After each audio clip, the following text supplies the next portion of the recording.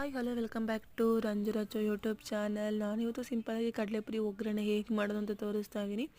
ಅದಕ್ಕೆ ನಾನು ತೊಗೊಂಡಿರೋದು 1-2 ಸ್ಪೂನಷ್ಟು ಕಡಲೆಬೀಜ, 1 ಸ್ಪೂನಷ್ಟು ಕಡಲೆಬೇಳೆ, ಒಂದು 4-5 ಒಣಮೆಣಸಿನಕಾಯಿ, ಸಾಸಿವೆ, 1/4 ಟೀ ಸ್ಪೂನ್ ಅರಿಶಿಣ, ಹಾಗೆ 2 ಟೀ ಸ್ಪೂನ್ ಹುರಿಗಡಲೆ ತೊಗೊಂಡಿದ್ದೀನಿ. ಹಾಗೆ ಒಂದು 1 ಲೀಟರಷ್ಟು ಕಡಲೆಪುರಿ ತೊಗೊಂಡಿದ್ದೀನಿ.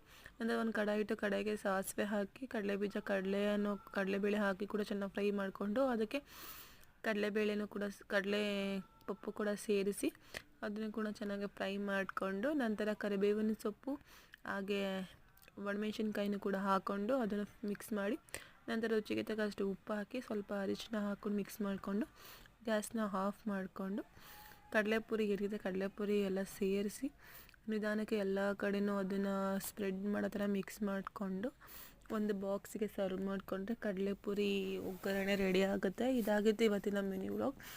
ನಾನು ಯಾರೆಲ್ಲ ಇನ್ನೂ ನನ್ನ ಚಾನಲ್ ಸಬ್ಸ್ಕ್ರೈಬ್ ಮಾಡಲ್ಲ ಪ್ಲೀಸ್ ಸಬ್ಸ್ಕ್ರೈಬ್ ಮಾಡಿ, ಸಪೋರ್ಟ್ ಮಾಡಿ, ಶೇರ್ ಮಾಡಿ, ಲೈಕ್ ಮಾಡಿ. Thank you so much. Next vlog